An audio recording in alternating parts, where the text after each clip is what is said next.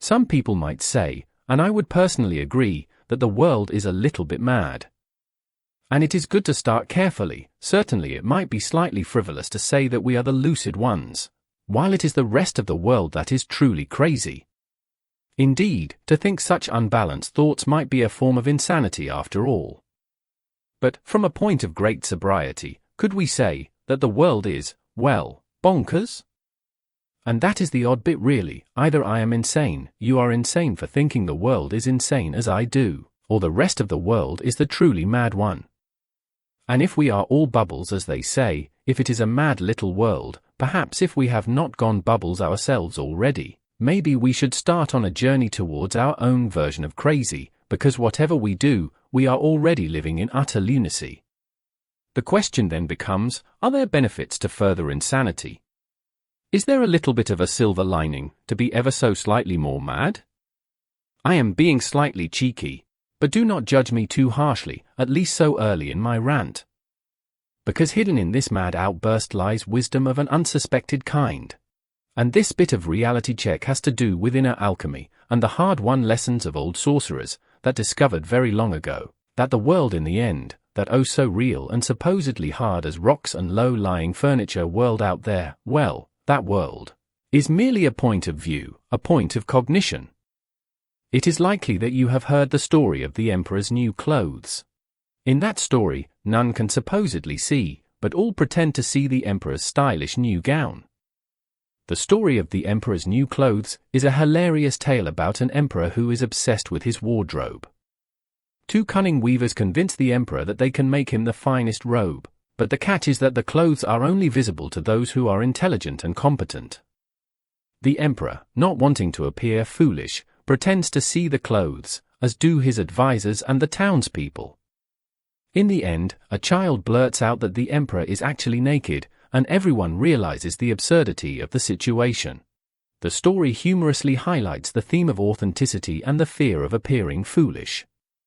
It's a witty reminder that sometimes the truth is plain to see, even if it's not what we want to believe. Now, this is a story of consensual pressure, supposedly. From it you are supposed to get a rather sober idea of just how weighty and foolish the power of conformity can be. But here is a secret, a crazy little secrets, all hidden in there in that simple child's story. And what the story does not go into, perhaps this is a little too much for a simple story meant for children, but what it does not go into, what it dared not say perhaps, is that the townspeople in that kingdom that did not see the emperor's new clothes at first, did in time, with a little pressure from all of the other pretenders around them, did in fact, in time, begin to see, to really see, the emperor's new clothes. This is a terrible secret, kind of hilarious really in a nutter kind of way I suppose. And that secret is that, the townspeople in the story were mad before the con men, the weavers, arrived. All the people in that kingdom were mad, just like all the people on this world. And incredibly, there was, and there now is, a level of madness in all of us. And this is because we all see, to differing degree, that which we are supposed to see instead of what actually is. In the story, some people saw the emperor's new clothes right off, they didn't even have to be prompted. That is how in sync they were to the crazy of the times. It was real for them, as real as punch, because the greatest authority in the land declared this so by merely acting a certain way, and there was no questioning such authority. Others saw snippets, a cuff here, knickers over there, the robe was starting to appear for them. Others saw nothing at all but waited patiently to finally see what they were supposed to see.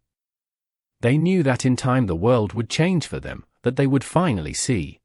And that is the state of our world really. Our madness is not black and white, here or there kind of thing. It is not a yes or no situation, no matter how much our brain likes to simplify things. It is instead the case that our insanity is in degrees. But of greatest concern, the really important slice in all of this, at least for a deeply mad old sorcerer like my loony self anyway, is that the range of that insanity in the world is so very one-directional. Human insanity is, quite simply, so uniform, that one could say that for all intents and purpose, it is a herding mechanism. So, insanity is rampant in the world, and the insanity in people is by degrees.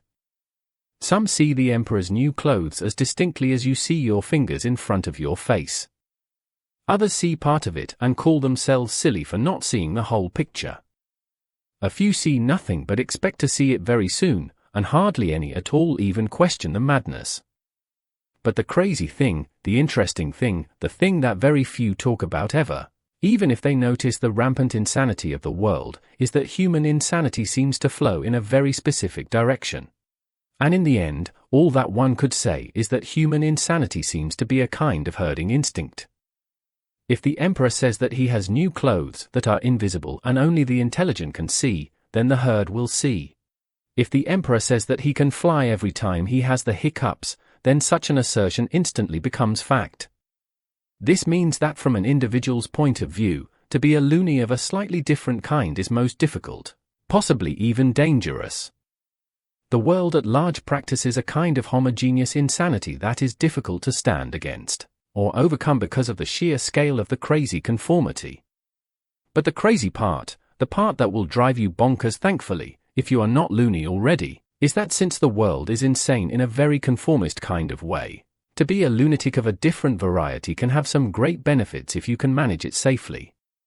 Just like the young boy that refused to see the emperor's new clothes, and saw things for what they were, or were not in that case, the way of inner alchemy is the way of going against the great weight of that mad kind of conformity.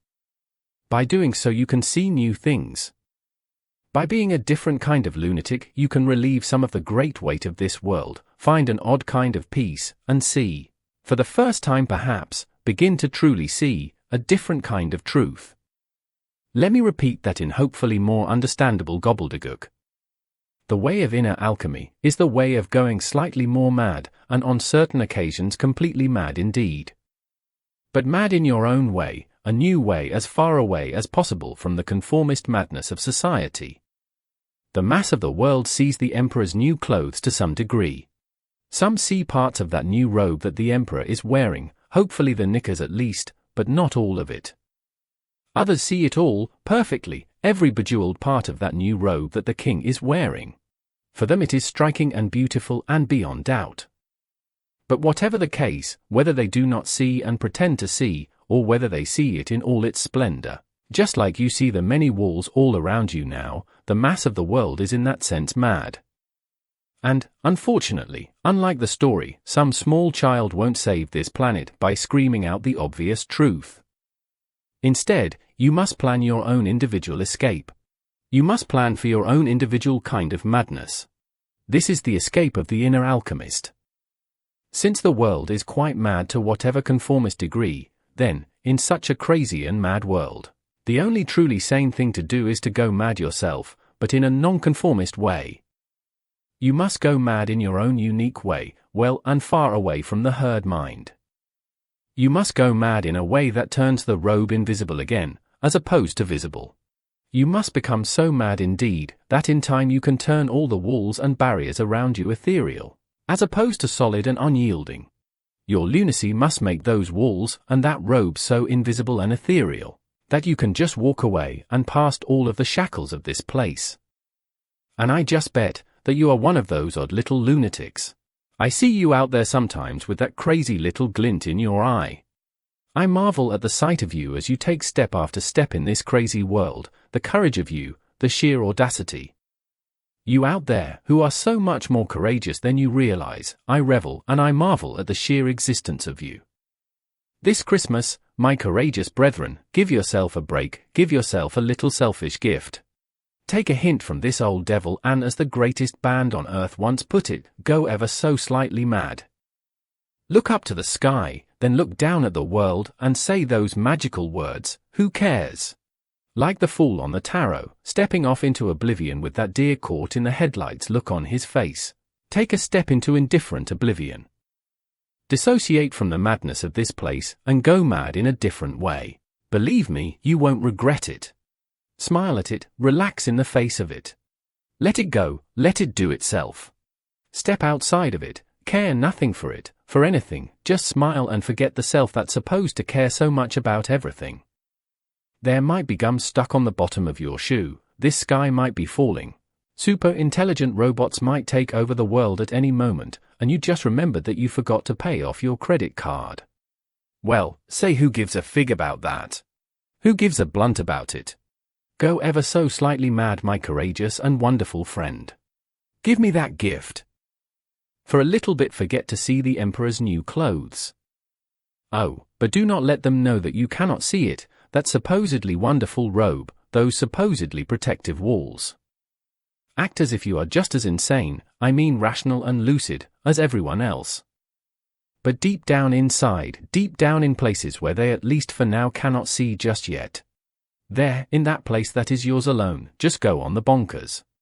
Smile your lunatic smile and say to all the walls and authority of this mad little world, who cares? Merry Christmas!